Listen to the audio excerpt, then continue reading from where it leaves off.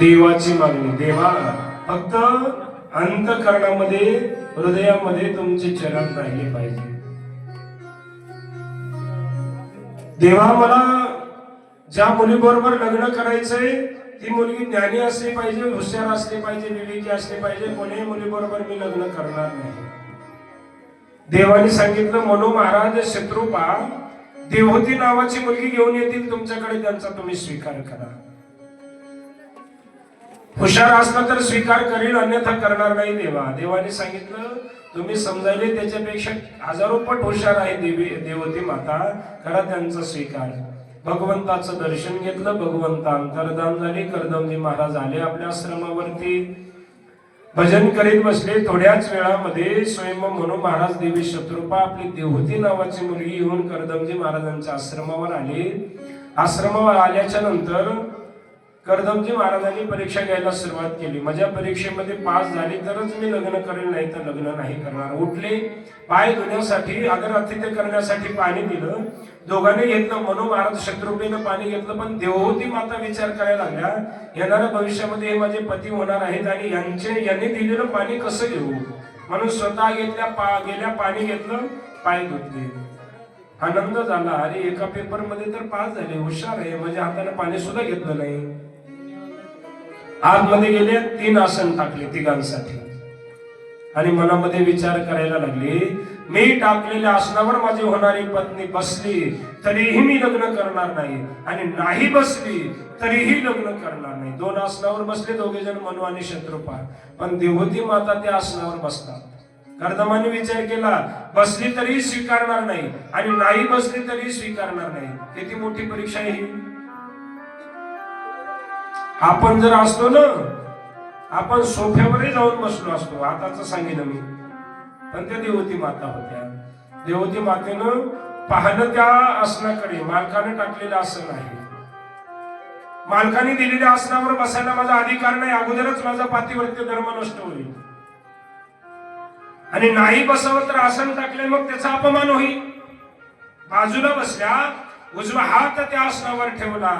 याचा अर्थ असा आहे, तुम्ही टाकलेल्या आसनावर बसावा एवढा माझा अधिकार नाही, आणि तुम्ही टाकलेलं आसन त्याचा अपमान सुद्धा करण्याचा अधिकार नाही. म्हणून उजवा हात ठेवला आणि त्या आसनाचा सन्मान केला. आनंद झाला कर्दमजी महाराजांना. अरे मी समजत होतो हुशार नाही, पण माझ्यापेक्षा हुशार आहे. मी टाकलेल्या आसनावर बसलीही नाही आणि त्याचा अपमानही केला नाही. हात ठेवून सन्मान केला त्या आसनाचा. परवानगी दिली. 33 कोटी देवलोक, यक्ष, गंधर्व, किन्नर, यशपाल, दिग्पाल सगळ्यांच्या साक्षीनं कर्दमजी महाराज देवहूती माता यांचा विवाह विधी सुरू झाला. अग्निदेवतेला 3 फेरे झाले.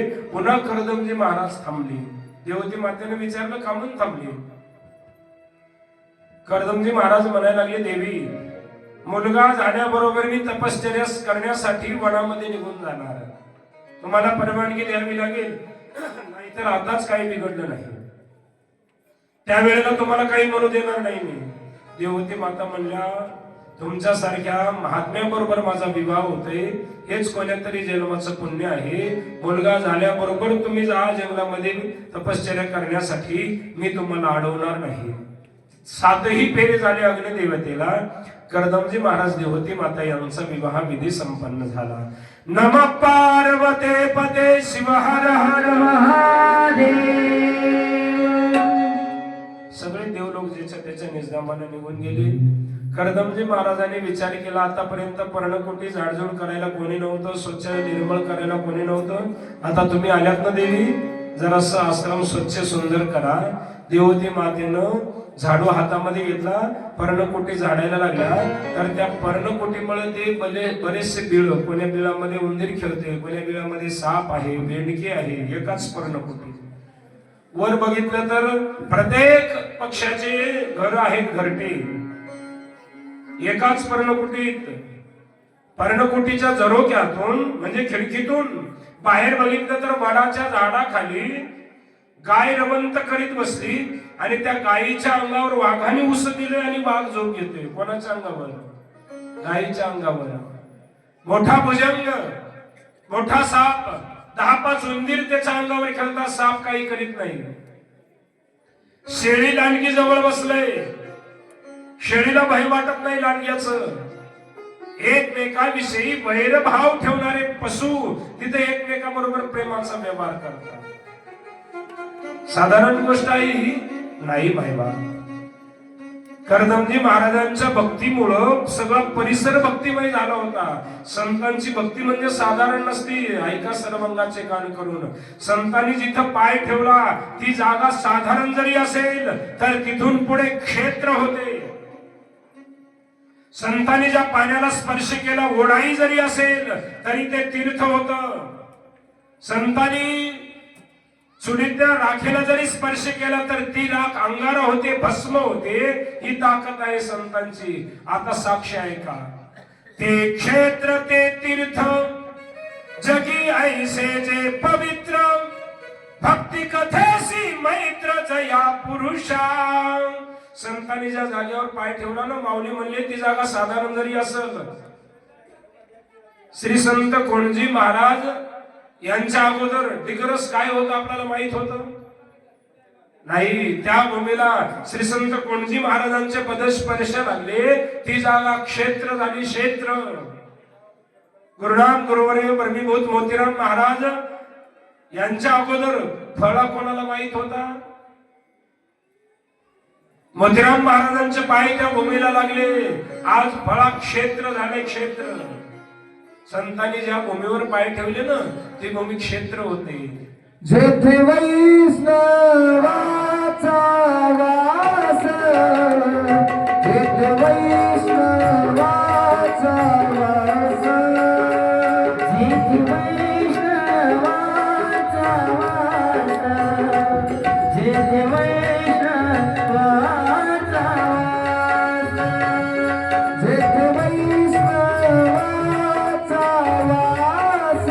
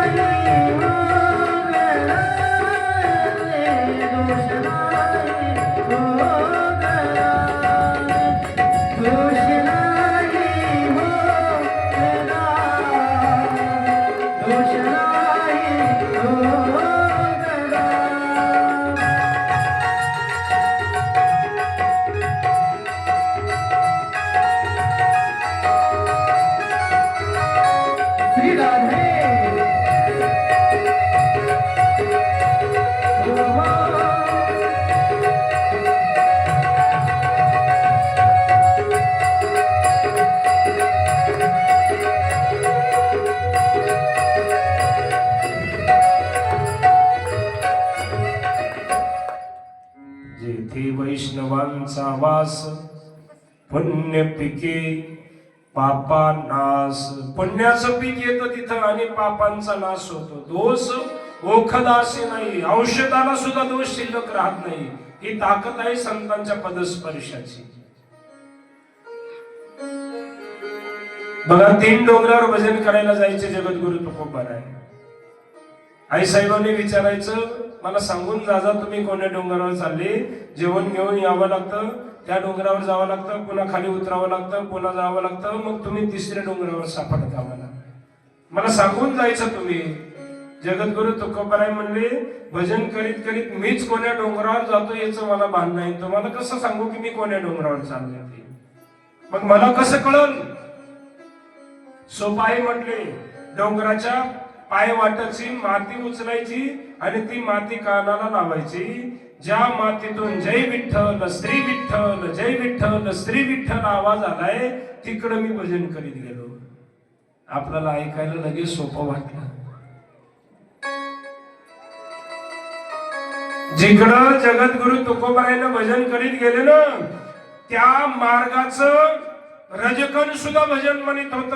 देहु गाव का कल कल बोले श्री विठ्ठल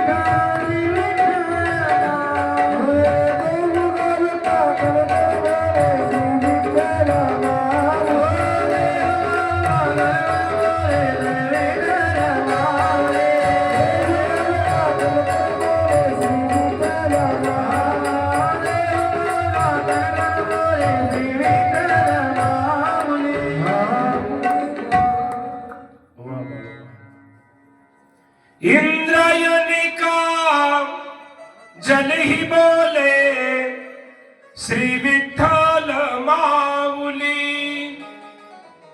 देहु गाव का कण कण बोले. कणाकणातून आवाज येत होता. काय भजन केलं असं बघा. प्रत्येक संतांचं वर्णन केलं जाईल. हजारो दृष्टांत देता येते. मोबाईल नव्हते, व्हॉट्सअप नव्हता, फेसबुक नव्हतं. जनाबाई महाराजांची कीर्ती पोहोचली काशीपर्यंत कबीरदासजी महाराजांच्या कानावर. कोण जनाबाई महाराज आहेत म्हणे महाराष्ट्रामध्ये. त्यांच्या बरोबर जगाचे मालक शेणी वेचू लागतोय म्हणजे गौऱ्या वेचू लागतोय, दळू लागतोय त्यांना. अशा महान संतांचं दर्शन घ्यायचंय मला. इच्छा निर्माण झाली जनाबाई महाराजांच्या दर्शनाची.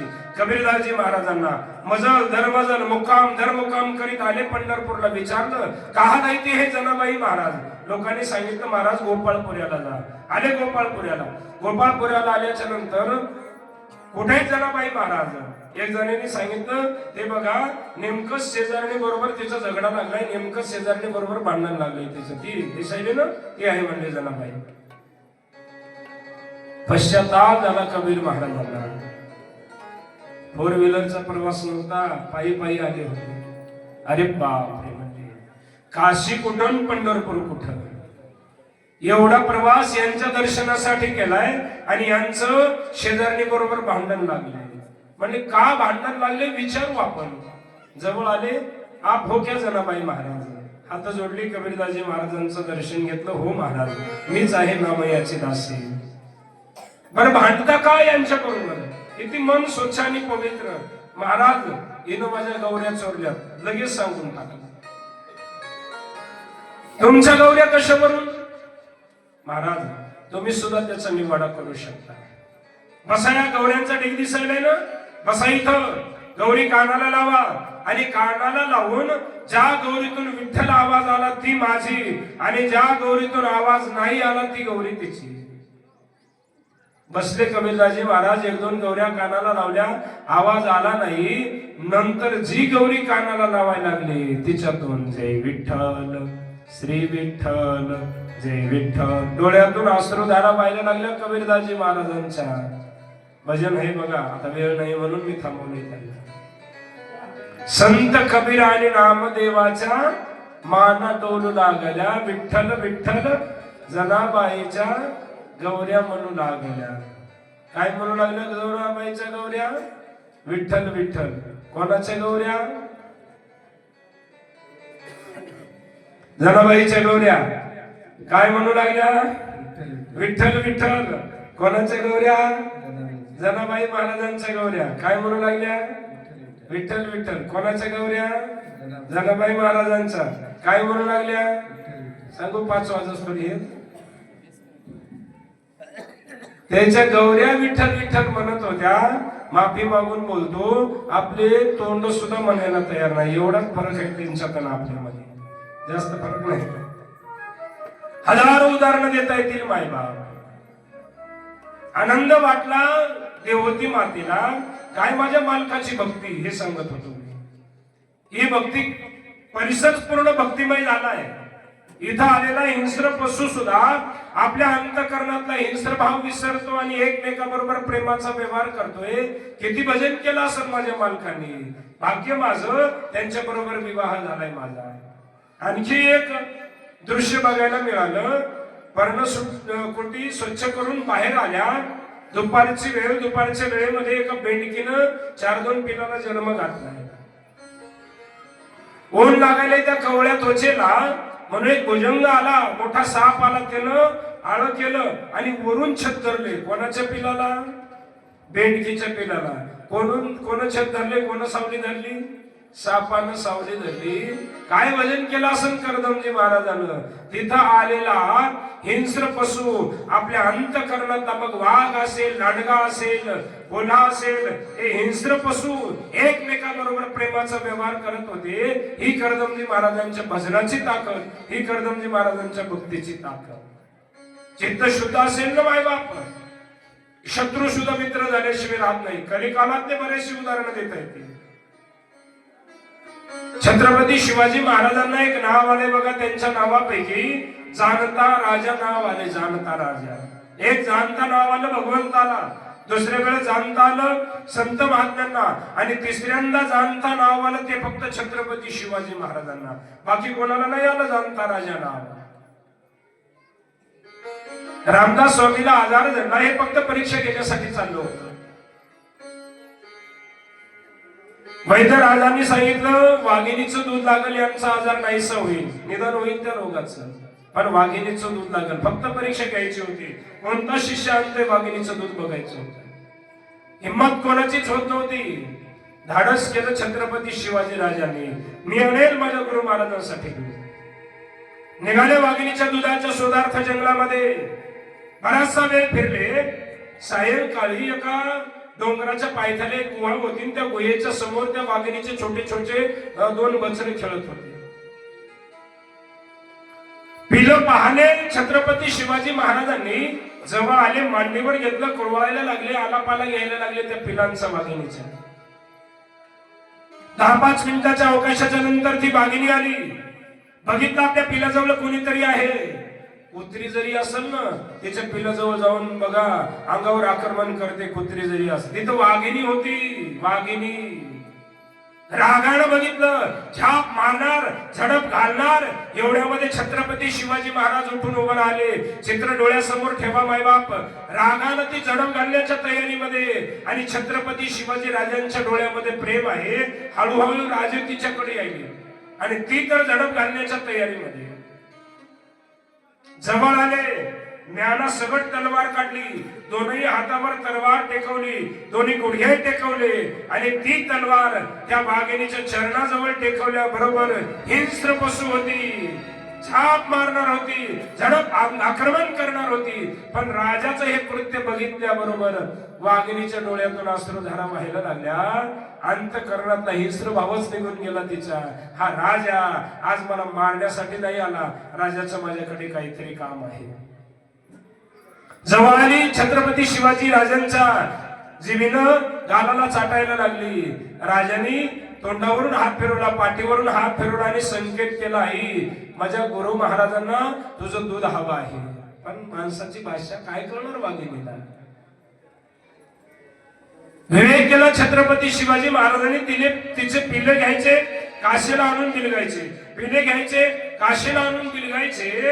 पण लक्षात येत नव्हतं तिला कळालं आणि 4-4 वेळेला हा राजा माझे पिलं माझ्या काशीजवळ आणतोय, याचा अर्थ या राजाला माझं दूध हवं आहे.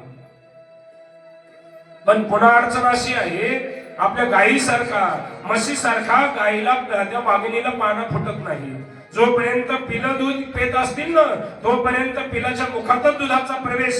पिलं जर कासेच्या बाजूला झाले, एक थेंब सुद्धा वाघिणीला दूध येत नाही. असा भगवंताचा तिला शाप आहे. आता मला सगळं सांगायला वेळ नाही. संकेत केला तिने राजाला, राजन तुम्हाला पाहिजे माझं दूध, पण मला शाप आहे, मला गायीसारखा पानं फुटत नाही रे राजा. एकच मार्ग आहे, ज्या वेळेला माझे पिलं माझं दुग्धपान करत असतील त्यावेळेला पिलाच्या मागून मानेवर बुक्का मारायचा आणि नरड्यात गेलेलं दूध तुझ्या जेरे टोपामध्ये, सोन्याच्या टोपामध्ये घ्यायचं. याच्यापेक्षा वेगळा मार्ग नाही रे राजा. मला गायीसारखा पाना फुटत नाही. काय शुद्ध अंतःकरण असेल असा संकेत केल्याबरोबर तिच्या अंतःकरणातली भाषा जाणली की तिला काय सांगायचंय म्हणून जाणता राजा. तिच्या अंतःकरणातली भाषा जाणली, तिच्या कानाजवळ बसले आणि जगद्गुरु तुकोबरायांचे 10-5 अभंग म्हणले तिच्या कानामध्ये. आणि ती वाघिणी शापित होती. छत्रपती शिवाजी महाराजांच्या मुखातून जगद्गुरु तुकोबरायांच्या गाथ्यातले अभंग ऐकल्याबरोबर शाप मुक्त झाली आणि गायीसारखा पाना फुटला आणि भरा भरा भरा भरा दूध द्यायला लागली. तिथून पुढे नाव पडलं काय, शिवकाळामध्ये नांदत होती सारी सुखाने प्रजा. म्हणून म्हणती शिवाजी आमचा जानता राजा. म्हणून म्हणती शिवा आमचा जानता राजा. म्हणून म्हणती शिवा आमचा जानता राजा. म्हणून म्हणती शिवा आमचा जानता राजा. शिवकाळामध्ये नांदत होती सारी सुखाने प्रजा. शिवकाळामध्ये नांदत होती सारी सुखाने प्रजा.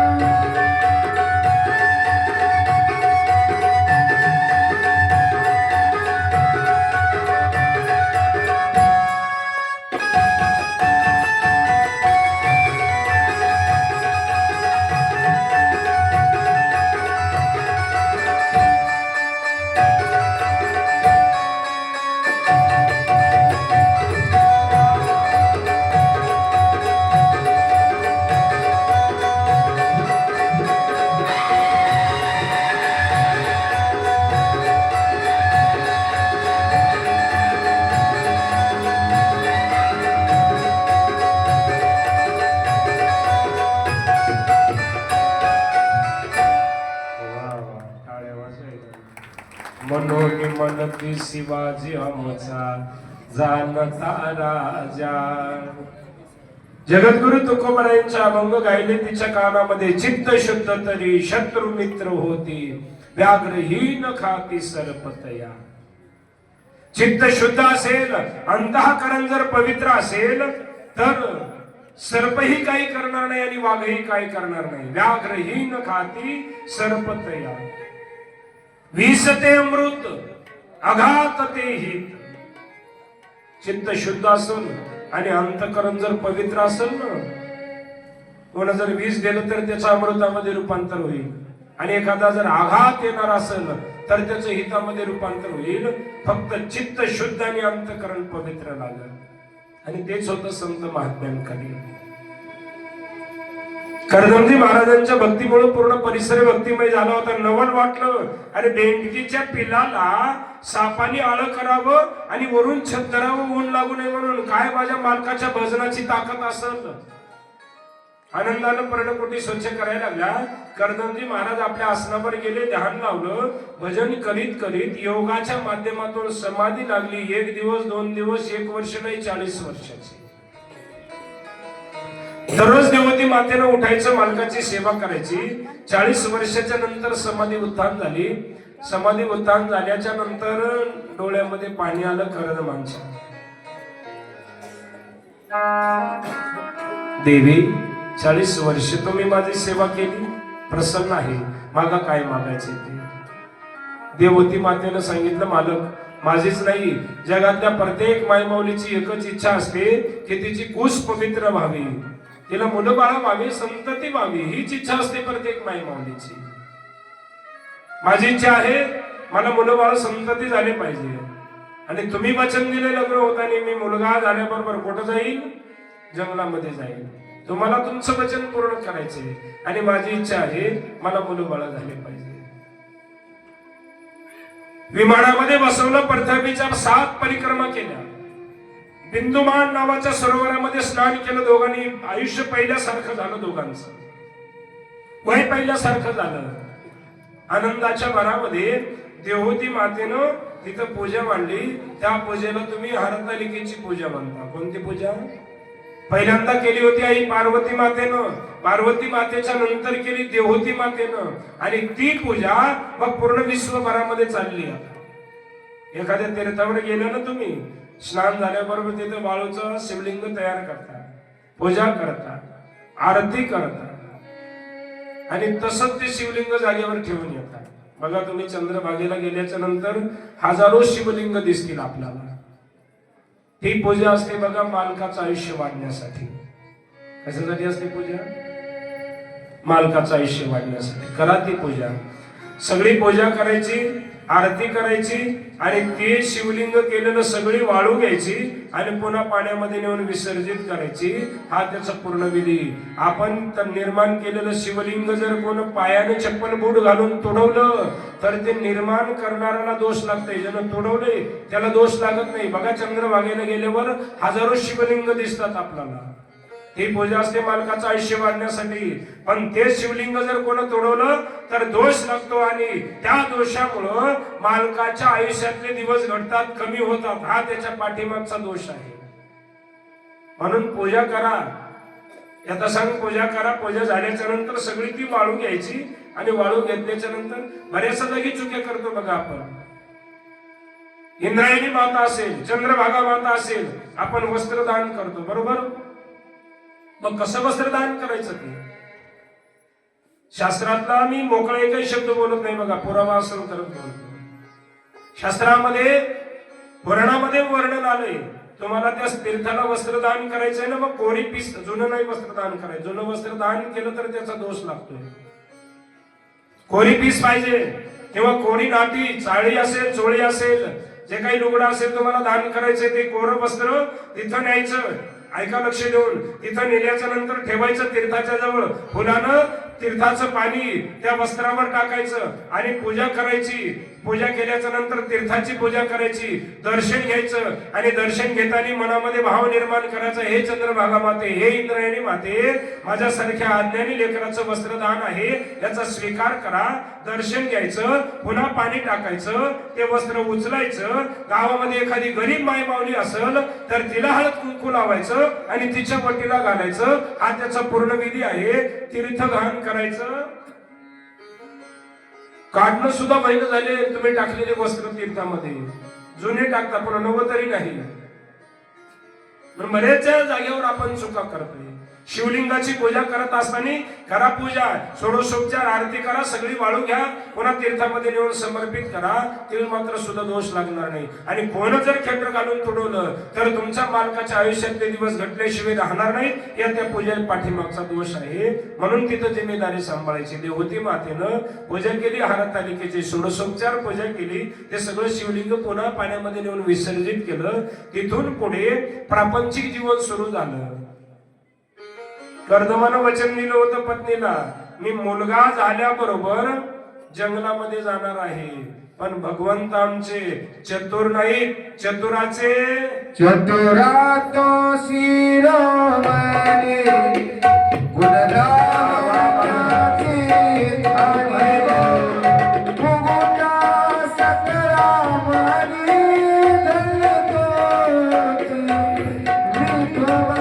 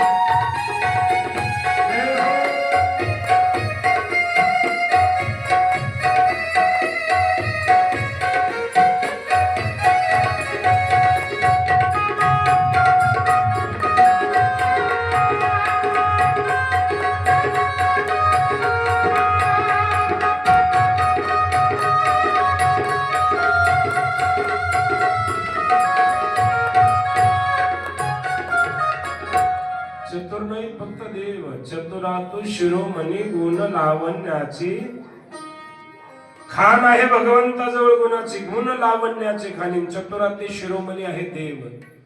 काय भगवंताने इथे चतुराई केली? कर्दमजी महाराज म्हणाले होते मी मुलगा झाल्याबरोबर जंगलामध्ये जाईल. भगवंतानी मनामध्ये विचार केला, कर्दमा मुलगा झाल्यावर ठरलं जंगलामध्ये जायचं, पण मुलीविषयी काही ठरलं नाही तुमचं. मग एक नाही, कला, अनुसया, अरुंधती, साध्वी, स्वाती, गती, तुष्टी, पुष्टी, 9 मुली झाल्या कर्दमजी महाराजांना. किती? 9. आपल्यासारखा माफी मागून बोलतो, आपल्यासारखा घाणेरडा विचार केला नाही तिनं. काय विचार आपला? 2 मुली झाले तर तिसरी विषय आपण विचार करायला लागलो. 2 झाल्या बस झाल्या. आता जर मुलगी असेल तर आता मुलगी काढून टाकायची. असला विचार केला नाही कर्दमजी महाराजांनी. ही परंपरा आहे मायवा. यद्यत आचरती श्रेष्ठस तत्त देवेतरो जनः सयत प्रमाणम कुरुते लोकस्तदनु वर्तते. वडील जे जे करीती तया नाम धर्म ठेविती. एरवी जे अनुष्ठिती सामान्य सकळ. जे वडिलांनी केलं ना त्याचं नाव धर्म आहे. आणि आपण आपलं मनमानी आचरण करायला लागलो तो अधर्म. मग या कथेतून एकच पवित्र भावग्रह घेऊन जा. जसं कर्दमजी महाराजांनी 9ही कन्येच्या 9ही मुलींच्या जन्माचं स्वागत केलं, आम्ही आमच्या जीवनामध्ये सुद्धा मुलीच्या जन्माचं स्वागत करतील. भेद ठेवणार नाही मुला मुलीमध्ये. मायबाप माय माऊल्यांचं जे अंत जीवन असतं ना, स्त्री मातेचं जीवन सगळं पारतंत्र्यातलं जीवन. आणि दुसरी गोष्ट सांगतो बघा, घरातला परमार्थ, गावातला परमार्थ, तालुक्यातला, देशातला परमार्थ, हा परमार्थ जर कोणावर टिकून असेल तर सगळा परमार्थ टिकून आहे ते म्हणजे माय माऊल्यांमुळं. मोठेपणासाठी बोलत नाही माय माऊल्यांचे. बघा गावामध्ये आता सत्ता सुरू झाली, कथेला सगळ्यात जास्त संख्या कोणाची? इथंच उदाहरण सांगायला आपण 10% नाही, त्यांच्या 10% सुद्धा. बरं काम आपल्याला जास्त का त्याला जास्त? 5 वाजल्यापासून काम आहे त्यांच्या मागं. 5 वाजल्यापासून सकाळी उठलं तेव्हापासून हाताला दम नाही, तेव्हापासून ध्यास असते. वेळेवर काम आवरले पाहिजे, मला कथेला जायचे. वेळेवर काम आवरले पाहिजे, मला कथेला जायचे, मला कथेला जायचे. सकाळी पासून ध्यास असतोय. आणि आपल्यापेक्षा जास्त असतात संख्येने, 5 पट असतात, 5 पट आपल्यापेक्षा. 5 पटाला ही बर. म्हणून म्हणलो मी, घरातला, गावातला, देशातला, विश्वभरातला परमार्थ. आणखी दुसरं उदाहरण देतो बघा. 80% घरातली देवपूजा कोण करत? मी तरी कमी टक्केवारी सांगितली, 90% घरातली. मग 10% घरातली देवपूजा पुरुष मंडळी करीत असतील. 100रातून 10 घरं, त्या 10 घरातली देवपूजा कोण करीत असेल? पुरुष मंडळी करत असतील. पण 90% घरातली देवपूजा कोण करत? आई माऊल्या. पुन्हा माफी मागून बोलतो, याला काय काम आहे? काय काम आहे? काहीच काम नसते पण देवपूजा करीत, काहीच काम नसते पण परमार्थ करीत, काहीच काम नसते पण कीर्तन येत. सगळा परमार्थ जर टिकून कोण ठेवला असेल तर सगळा परमार्थ माय माऊल्यांमुळे टिकून आहे. मायबाप सगळा परमार्थ. काळजी बघा, त्यांच्या जीवनातला कुठलाही विचार करा, मुलीचा विचार करा, आईचा विचार करा, बहिणीचा विचार करा, किंवा पत्नीचा विचार करा. सगळं जीवन पारतंत्र्यातलं. जन्म झाला तेव्हापासून शेवटच्या श्वासापर्यंत सगळ्याला सगळं जीवन पराधीन आहे, पारतंत्र्यातलं. आपण पुरुष मंडळीचं जीवन स्वातंत्र्य, पण आई माऊल्यांचं जीवन सगळं पारतंत्र्यातलं. रडतात तुम्ही जर सांगायचं झालं तर. मुलीचा विचार करा तुम्ही. 8व्या जन्म आपली मुलगी, किती गोड संस्कार असतात तिच्यामध्ये. लहानपणापासून ती मुलगी बापाच्या घराला आपलं घर मानते. रडताना ताई माऊली तुम्ही सगळे. लग्नाच्या वयापर्यंत ती मुलगी बापाच्या घराला कोणाचं घर म्हणते? लग्नाच्या अगोदर म्हणलं का तुम्ही, हे घर माझ्या बापाचं आहे? कोणाचं घर? शाळेतून येत असताना एखाद्या मैत्रिणीनं विचारलं ना, अगं हे ताई, ते घर कोणाचं? म्हणत नाही ती माझ्या बापाचं म्हणून. कोणाचं म्हणते? ते घर माझं आहे. काय चुकलं हो तुमचं? काय चुकलं? काही नाही चुकलं. लग्नाच्या अगोदर बापाच्या घराला आपलं घर मानते, बापाच्या गावाला आपलं गाव मानते. वडील जर मोटरसायकलवर जात असतील आणि मैत्रिणीनं विचारलं ना, अगे ताई कुणाची ती मोटरसायकल? म्हणत नाही माझ्या पप्पाची. कोणाची आहे ती मोटरसायकल? माझी आहे ती मोटरसायकल. सर्वस्वाला आपलं मानते ती मुलगी. आणि ज्या वेळेला वडील तिची सैनिक जमवतात, तिच्यासाठी स्थळ मुलगा बघतात, लग्नाची तारीख निघते, लग्नाचा दिवस जवळ येतो, ज्याला देव कार्य म्हणतो मायबाप आपण. देव कार्य. अंगाला हळद लागते ना तुमच्या. आज ताई जाणार आहे आपल्याला सोडून आपल्या गावातली. लागली आपल्या ताईच्या अंगाला हळद. हळद लागल्याच्या नंतर मग त्या ताईच्या डोळ्यातून अश्रुधारा येतात. अरे गैरसमज होता माझा की आतापर्यंत मी या घराला माझं घर मानत होते, हे घर माझं नाही. आता लागली माझ्या अंगाला हळद. अरे खेळ गेली नोवरी का संन्यासू जिया परी, आणि तैसा न मरता खरी मृत्यू सुचला. त्या मुलीच्या डोळ्यातून हळदीची अश्रुधारा येतो. आपण म्हणतो अरे त्या दिवशी ती काही ताई का रडते? तर माऊली म्हणतात त्या दिवशी ती ताई एवढ्यासाठीच रडते आणि आतापर्यंत मी माझ्या बापाच्या घराला माझं घर मानत होते, बापाच्या गावाला माझं गाव मानत होते, बापाच्या तालुक्याला बापाच्या जिल्ह्याला माझा तालुका माझा जिल्हा हे सगळं माझं मानत होते. पण लागली आता माझ्या अंगाला हळद, आता हळद लागली, हे सगळं सोडून जायचंय मला, म्हणून त्या दिवशी तुमच्या डोळ्यामधून अश्रुधारा वाहतात महाराज. जायचंय आता हे सोडून. लागली ना ही हळद सांगते अगं ताई याला मानित होती ना माझं, आता नाही माझं, अशा गावामध्ये जायचंय, ते गाव कोण्या जिल्ह्यामध्ये कोण्या तालुक्यामध्ये आहे माहित नाही, म्हणून त्या दिवशी तुम्ही रडता. आणि किती बापावर प्रेम करते मायबाप. जेवढी मुलगी बापावर प्रेम करते ना त्याच्यात 10% सुद्धा मुलगा बापावर प्रेम करीत नाही.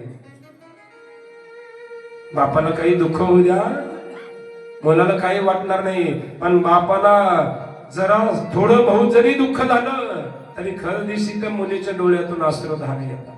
खर दिवशी छोटीच असते, काय गोड संस्कार असतात तिचे. दूध आणायला पाठवा तुम्ही, ताई घरी पाहुणे आले, जाईन ग दूध आण, तर ती बैठकीतून पाहुण्यांच्या समोरून जाते मायबाप, पण ते गिलास असा झाकून जाते, दिसू सुद्धा देत नाही. किती महान संस्कार आहे तिचे. कोण शिकवत? मी म्हणलं होतं तुम्ही रडताल.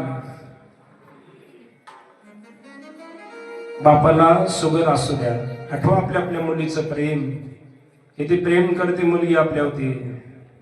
शुगर असू द्या बापाला, घरी गुलाबजामुन म्हणू द्या, गोड खावं वाटतं कोणालाही. बाप ऐकत नाही, ताटामध्ये 2 गुलाबजामुन घेतोय.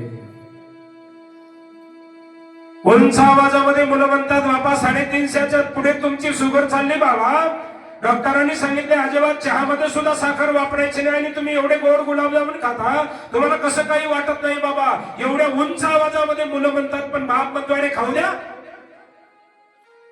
बाप मुलगी उंच आवाजामध्ये म्हणत नाही किंवा बोलत सुद्धा नाही, जवळ येते बापाच्या.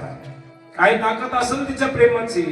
बापाच्या चेहऱ्याकडे बघते, ताटातल्या गुलाबजामुन कडे बघते, पुन्हा बापाच्या चेहऱ्याकडे बघते, पुन्हा ताटातल्या गुलाबजामुन कडे बघते आणि तिच्या डोळ्यातून अश्रुधारा वाहतात. आणि तिच्या डोळ्यातल्या अश्रुधारा बघितल्याच्या नंतर बाप म्हणतो अरे माझी ताई मला प्रेमानं म्हणते बाबा तुमच्या मला गरज आहे, नका खाऊ हे गुलाबजामुन. बाप काही न म्हणता गुलाबजामुन उचलतो मुखट्यानं आणि बाजूला ठेवून देतो. हे प्रेम जर कोणाचं असेल माय बाप तर हे प्रेम आपल्या ताईचं आहे आपल्यावर केलेलं. बापाला यायला जर उशीर झाला ना, घरातलं कोणी फोन लावित नाही बघा, ती ताई बाबाला फोन लावते बापाला, पप्पा कुठपर्यंत आले, आम्ही सगळेजण जेवायचं थांबलोय तुमच्यासाठी, पप्पा कुठपर्यंत आले, आम्ही सगळेजण जेवायचं थांबलोय तुमच्यासाठी. हे प्रेम जर कोण करत असेल आपल्यावर तर हे प्रेम करते मुलगी.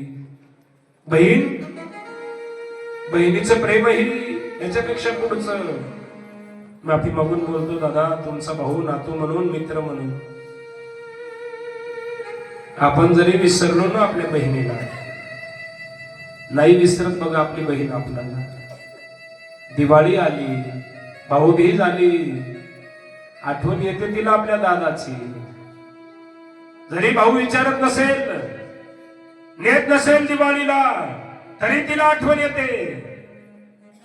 सगळ्या शेजारणी पाजारणी नटून छटून जातात दिवाळीला, तिच्याही मनामध्ये इच्छा निर्माण होते येईल माझा भाऊ या वर्षी. आला नाही बरेच दिवस झालं पण येईल या वर्षी. बॅग भरून ठेवते, अंगणामध्ये ते रस्त्याकडे बघते, पुन्हा आत जाते. काम सुचत नाही तिला त्या दिवशी, फक्त आतुरतेने भावाची वाट बघते, कधी माझा दादा येईल आणि कधी मला दिवाळीला घेऊन जाईल, कधी माझा दादा येईल, कधी मला दिवाळीला घेऊन जाईल. तिला माहित नसणारे 10 वर्ष झालं फोन सुद्धा नाही याचा तिला, पण इच्छा ठेवते येईल माझा भाऊ, नेईल मला दिवाळीला.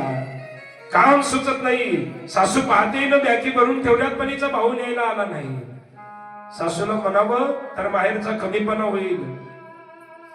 लेकरा बाळांना सांगावं तर लेकर बाळ छोटे छोटे दुःख सांगावं कोणाला. 4 वाजतात, 5 वाजतात, संध्याकाळचे 8 वाजतात. आता मात्र तिच्या निराशा होतात, अरे आतापर्यंत आला नाही, याही दिवाळीला नाही आला. म्हणून भावाला एका कागदावर आपला मनोगत लिहिते, अरे गर्दीत माणसांच्या हरवला माझा भाऊ, सांगणारे दादा तुला भेटायला कधी येऊ, सांगणारे दादा तुला भेटायला कधी येऊ. दादा श्रीमंत आहेस तू, तुला माझी आठवण येत नसेल, पण वेळोवेळी पावली तू केलेल्या प्रेमाची आठवण येते रे दादा. मला कंपनी मालकानं आम्हाला गावाकडे काढून दिले, तुझे दाजी लोकांच्या शेतामध्ये काम करतात, मला सुद्धा लोकांच्या शेतामध्ये जावं लागतं, निंदायला, खुरपायला, कापूस वेचायला. अरे 20 वर्ष होईपर्यंत माहेरामध्ये होते ना दादा, एवढं प्रेम केलंस, माहेरातलं शेत सुद्धा तुम्हाला माहित होऊ दिलं नाही, पण आता लोकांच्या शेतामध्ये जावं लागतं, खुरप धरायची सवय नाही, कापूस वेचायची सवय नाही, खुरप पकडून हाताला फोडा आणत आणि त्या फोडांकडे पाहिल्याच्या नंतर मला तुझ्या प्रेमाची आठवण होते. अरे तळ हाताच्या फोडाप्रमाणे सांभाळ माझ्या भावानी मला, आणि आता मला लोकांच्या शेतामध्ये काम करायला जावं लागतं. अरे तुझ्या दाजीचं व्यसन वाढलंय, मारतोय दररोज मला, म्हणून तुझ्या प्रेमाची आठवण होते, म्हणून मी म्हणते अरे गर्दीत माणसांच्या हरवला माझा भाऊ, सांगणारे दादा तुला भेटायला कधी येऊ, सांगणारे दादा भेटायला कधी येऊ. दादा तुम्ही मला दिवाळीला न्यायला येत नाही, तुम्ही मला पंचमीला न्यायला येत नाही. आमच्या भावकीचे, आमच्या वाड्यातले काही माणसं एका जागी झाले आणि त्यांनी मला बोलून घेतलं बैठकीमध्ये, आणि मला म्हणाले अगं कायदा तुझ्यासारखा आहे, आम्ही आहोत तुझ्या पाठीमाग, तुला विचारित नाही ना तुझा भाऊ, पंचमीला विचारित नाही, दिवाळीला बघा तिचं मन किती पवित्र आहे, पंचमीला विचारत नाही, दिवाळीला विचारत नाही, आम्ही आहोत तुझ्याकडून, कायदा तुझ्यासारखा आहे, हे त्याची अर्धी वाटणी. पण दादा पाहिजे नाही मला तुझी अर्धी वाटणी, माहेरी आल्यावर सुखानं खाईल तुझ्याच घरची भाकरी चटणी, पण पाहिजे नाही मला अर्धी वाटणी. अरे साडी नको घेऊ, सुखाचे 2 घास घाल जेऊ, म्हणून तर म्हणते गर्दीत माणसांच्या हरवला माझा भाऊ, सांगणारे दादा भेटायला कधी. हे प्रेम बहिणीचं, आईचं प्रेम, मायबाप जोपर्यंत माय मावल्या माफी मागून बोलतो तुमचा भाऊ नाथू म्हणून, तुमच्या माहेरामध्ये तुमची आई जिवंत आहे, तोपर्यंत तुमचं माहेर तुमच्यासाठी जिवंत आहे. एकदा काय तुमच्या माहेरामधली तुमची आई निघून गेली की झालं, तुमच्या माहेरामधलं तुमचं खरं प्रेम संपलं. जोपर्यंत आई आहे ना तोपर्यंत प्रेम आहे. आठवा माहेरचे दिवस, ज्या वेळेला तुम्ही दिवाळीला गेले असाल आणि सकाळी उशीरपर्यंत तुम्ही आराम करत असाल आणि भाऊ जर आला उठवायला लागला, अगं उठ ताई, तर कडाडते ती आई, अरे खबरदार माझ्या ताईला उठवशील तर. अरे 4 दिवस आहे सुखाचे, तिला सासरी सगळ्यात उशिरा झोपावं लागतं, सगळ्यात लवकर उठावं लागतं. घ्यायले ना माझं लेकरू आनंदाची झोप, कशाला उठवतो रे तिला, घेऊ दे आनंदाची झोप. दिवाळी येण्याच्या अगोदर आपल्या आईला सगळ्या आपल्या बावडी माहीत असतात, माफी मागून बोलतो तुम्हाला. अरे मोठ्या मुलीला काय आवडतं माहित आहे आईला, लहान्या मुलीला काय आवडतं माहित आहे, नातीला काय आवडतं माहित आहे, मोठ्या मुलाला काय आवडतं माहित आहे. राब राब राब राब संसारासाठी राबते ती रात्रंदिवस, सगळ्यांच्या आवडी माहित आहे. तुम्हाला विचारतो काय आहे तुमच्या आईची आवड, सांगा बरं. कोणी सांगू शकत आपल्या आईला काय आवडतं, का नाही सांगू शकत आपण, सांगू का. अरे आपल्या सगळ्यांच्या आवडी समोर तिनं स्वतःची आवड जगाला कधी कळू दिली नाही. एवढं राब राब राब राब राबली या संसारासाठी, स्वतःची आवड झाकून ठेवली. आणि एखाद्या वेळेस सगळेजण आनंदानं जेवले आणि तिच्यासाठी जेवायला जर घरी काही राहिलं नाही ना, सगळ्या जणांनी आनंदानं जेवल्यामुळं पाणी पिऊन आनंदानं झोपते, मात्र म्हणत नाही की मला काही नाही राहिलं. एवढं राब राब राबते ती संसारासाठी. भावाला सांगून ठेवते माझ्या मुलीला हे आवडतं, दिवाळीला सगळं आण, लहानीला ते आवडतं, सगळं आण दिवाळीला. म्हणून तर म्हणलं जोपर्यंत आई आहे माहेरामध्ये तोपर्यंत माहेर शिल्लक आहे. राब राब राबते ती माता. आई तुझ्या मूर्ती मानी या जगात मूर्ती नाही, आई तुझ्या मूर्ती मानी या जगात मूर्ती नाही. अनमोल जन्म दिला नाही, तुझे उपकार मिटणार नाही. अनमोल जन्म दिला नाही, तुझे उपकार मिटणार नाही. आई तुझ्या मूर्ती मारी या जगात मूर्ती नाही,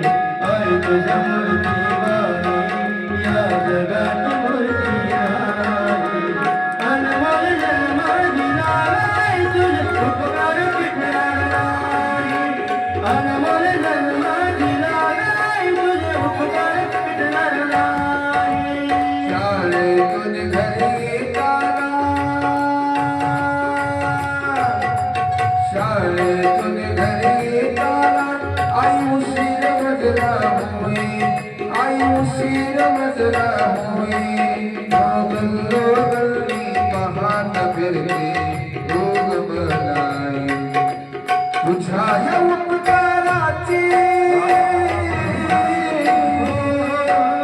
तुझ्या या उपकाराची कधी जाणीव झाली नाही अनमोल जन्म दिला नाही तुझे उपकार भेटणार नाही अनमोल जन्म दिला नाही तुझे उपकार भेटणार नाही माझी मायेचा सागर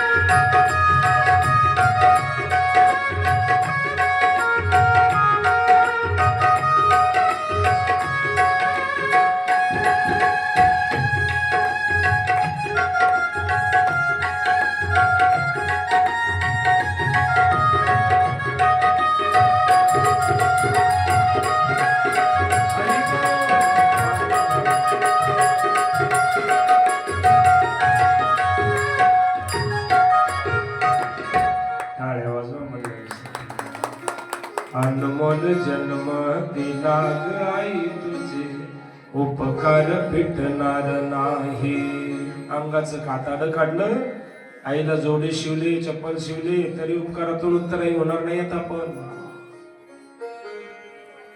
तळपत्या उन्हात रख रख त्या रानात राहिली समाजासाठी कष्टाच्या घामात